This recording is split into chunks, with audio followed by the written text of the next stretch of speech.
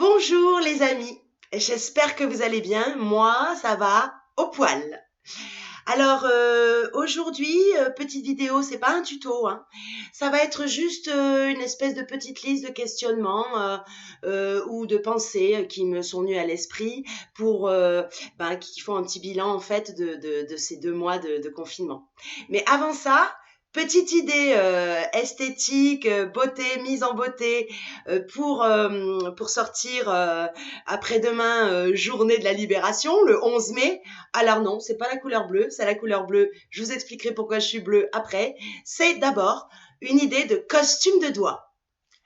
Alors bon, comme vous le voyez, en fait, ce sont des restes de cônes, hein, de cônes de glace, hein, qui traduisent assez bien le bilan catastrophique de ces 2 mois de confinement, en tout cas pour moi personnellement.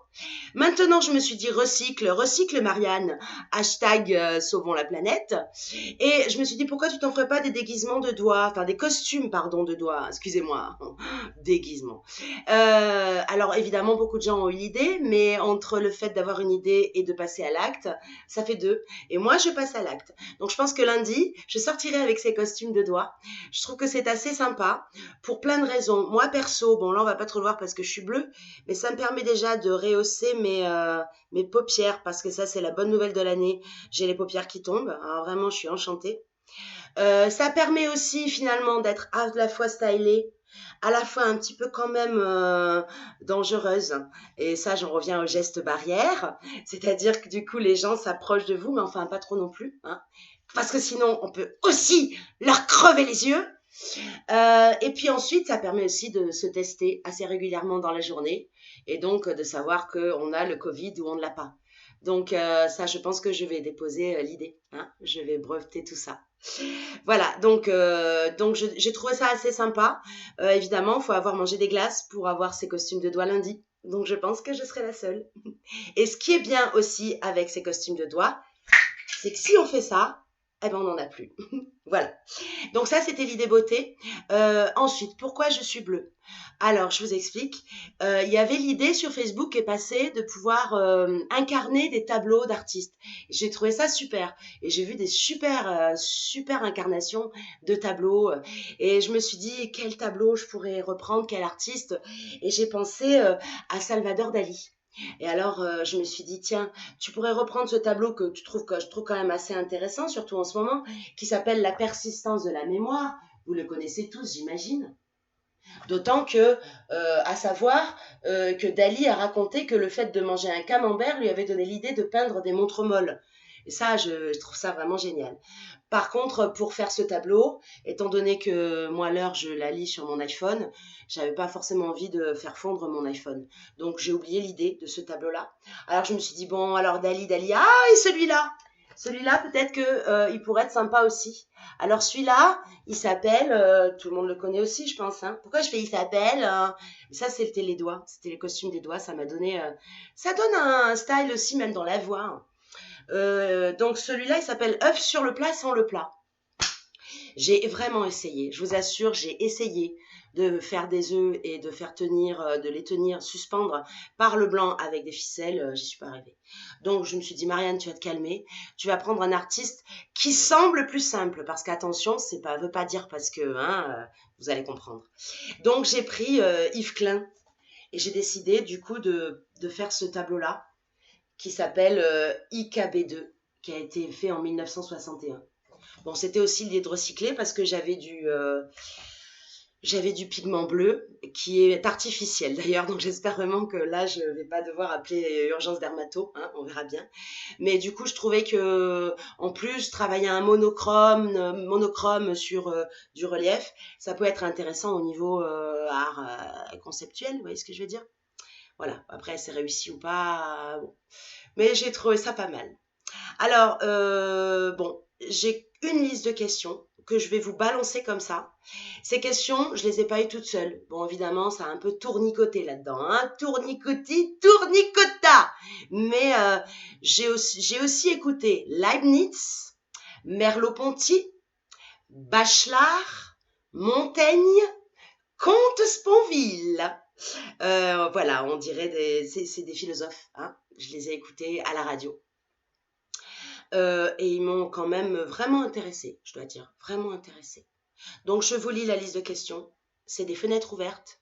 Évidemment, il n'y aura pas de réponse. Moi-même, je ne les ai pas.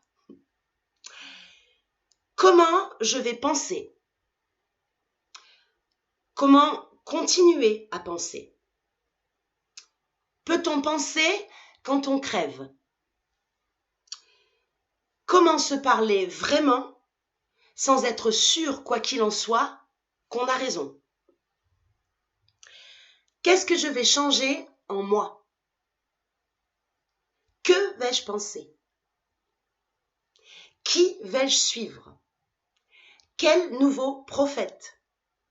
Quel nouveau beau parleur? Qui aura la parole? Stop. Quand allons-nous arrêter d'applaudir à 20h? Pouvons-nous nous donner une date, s'il vous plaît? Qui applaudir ensuite? Pourquoi arrêter? Qui arrêtera en premier? Stop. Ne pas avoir peur. Ne pas avoir peur, ne plus avoir peur. Et le corps dans tout ça? Quel degré pour quelle peur? Rester chez soi, bien au chaud? Ne pas être en colère? Quel degré pour quelle colère? Ne pas être submergé? Être submergé? Obéir? Être responsable? Stop. La philosophie échoue-t-elle? La philosophie est-elle tragique? La philosophie console-t-elle? Stop. La maison est-elle un cosmos? Y a-t-il de la poésie dans les coins? Peut-on se laisser aller à la rêverie? Quand on zoome, tombe-t-on sur l'immensité? L'immensité est-elle le mouvement de l'homme immobile? Elle est bien celle-là.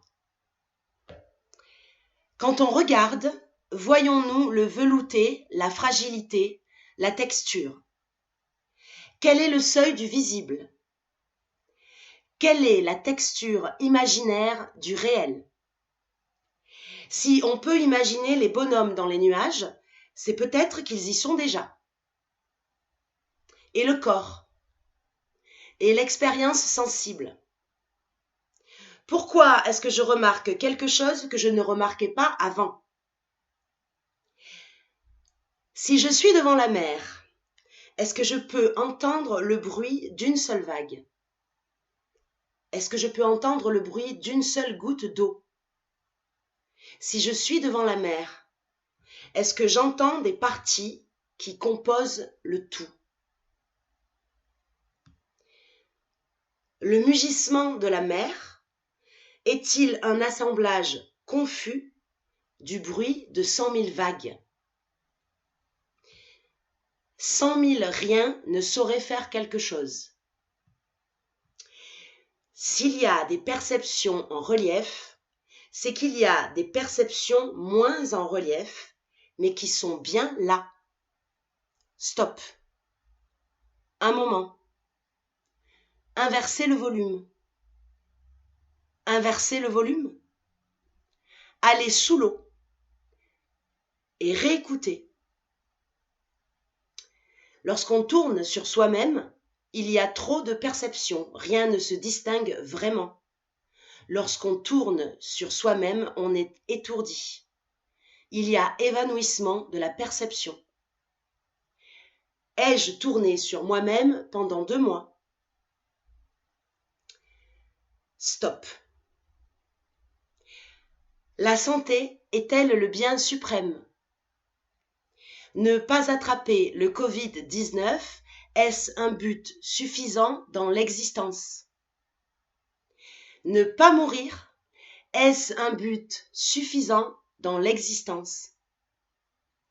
Stop. il y a deux choses qui vont me manquer, le vide et le silence.